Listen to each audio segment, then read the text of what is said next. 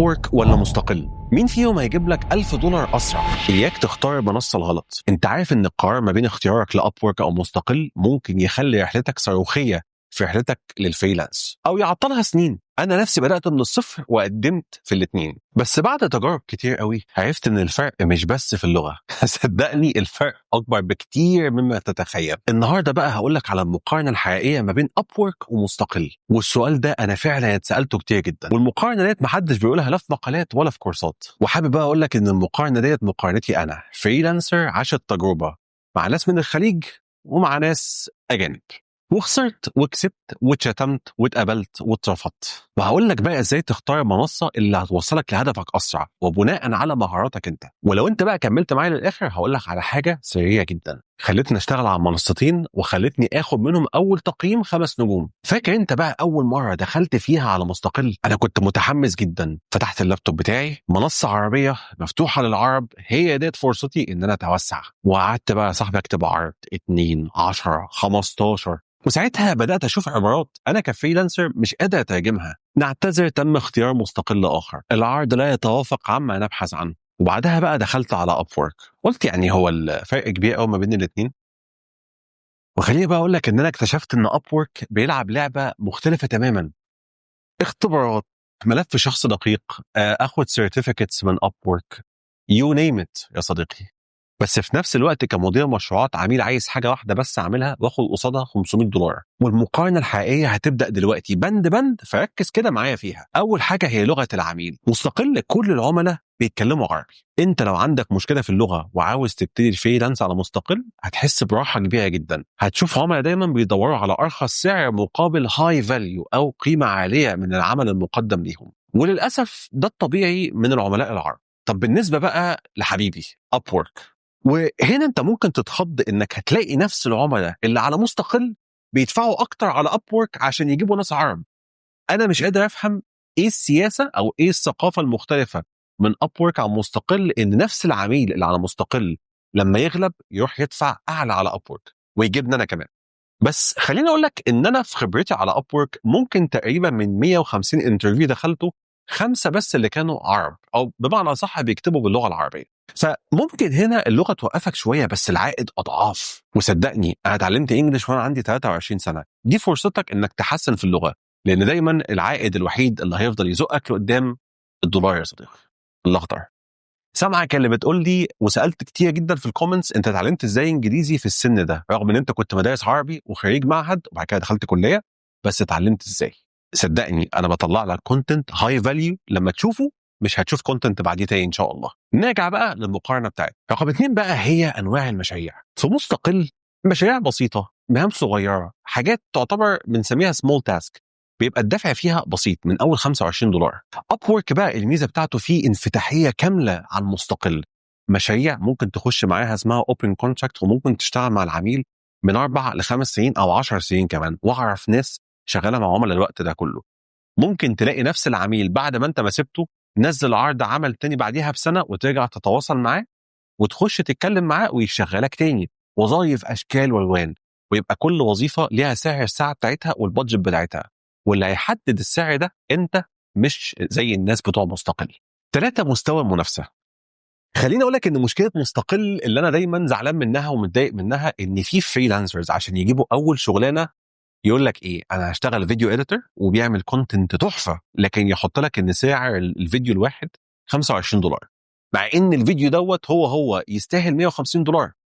ولكن بقى يا صديقي لو احنا جينا لأبورك، هي منافسه شرسه جدا ومعاك، بس لو انت خدت من وقتك شويه وتعلمت انك تظبط البروفايل وتعرف تماتش البورتفوليو اللي موجود على المنصه زي ما علمتكم قبل كده، صدقني هيجي لك شغل، لان العميل بيقدر الفاليو اوف الاوتكم او المخرجات اللي انت بتقدمها اكتر من الفلوس اللي هو بيدفعها، لان هو في الاخر وين سيتويشن. انت كسبان المبلغ الكبير اللي هو خده، وهو خد منك الكونتنت اللي هينفعه في شغله وهيكسبه فلوس اضعاف اللي اداها لك برضه. ولو انت عاوز تعرف ازاي تظبط البروفايل بتاعك، في فيديو كنت عامله ان هو صدقني جاب لناس فلوس كتيره جدا لحد دلوقتي. 4 بقى الدفع والامان. الاثنين امان، ولكن ابورك عنده نظام احسن شويه اسمه الاي سكرو. دوت بيبقى نظام دفعات، لو انت العميل بيخش بيدفع فلوس مقدما وبتتفق معاه على نطاق العمل، وبالتالي لو حصلت اي مشكله او اي نزاع في حد من ابورك بيشوف المشكله ما بينكم ويبتدي ان هو يشوف مين الصح ومين الغلط.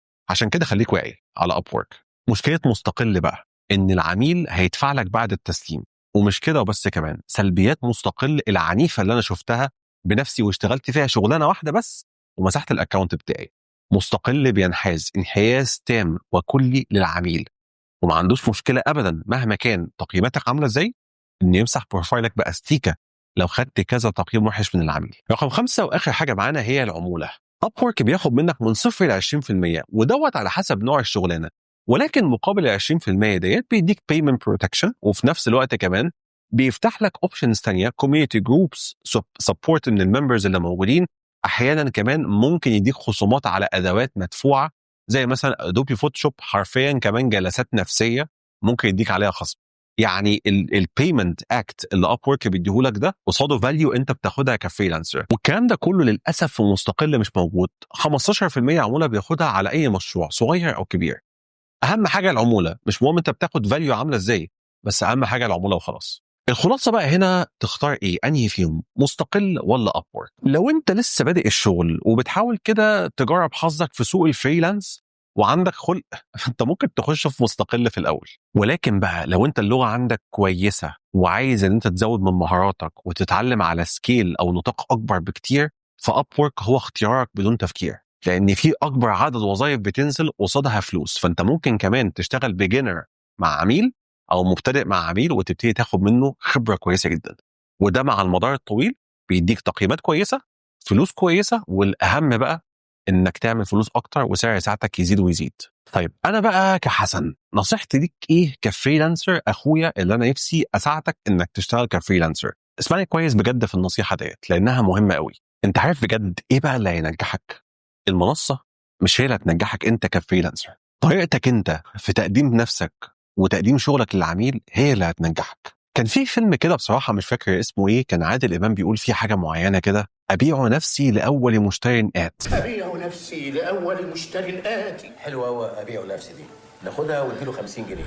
هي كوميديه وبتضحك الناس، لكن لو انت بصيت فيها كده بتركيز هتعرف ازاي تبيع نفسك وتحول مهاراتك ديت لفلوس. وده بقى اللي انا بعمله في التشانل ديت. ولو انت مش مصدق خش اسمع الفيديوهات القديمه. ومش كده بس، كمان انا عامل حاجتين لايف بيتعمل على اليوتيوب او التليجرام، وكمان عاملين جروب بساعد فيه كل الفريلانسرز اللي محتاجين اي مساعده في الشغل ببلاش تماما.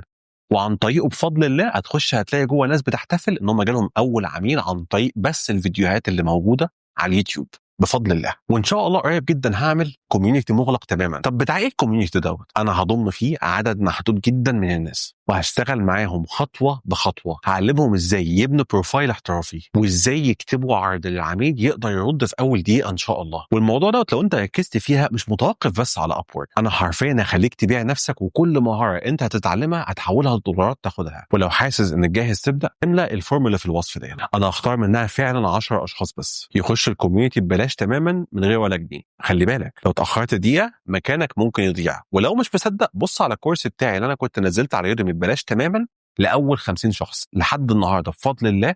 الناس اللي خدته وبدون والله ولا مليم عملوا فوق ال $10,000.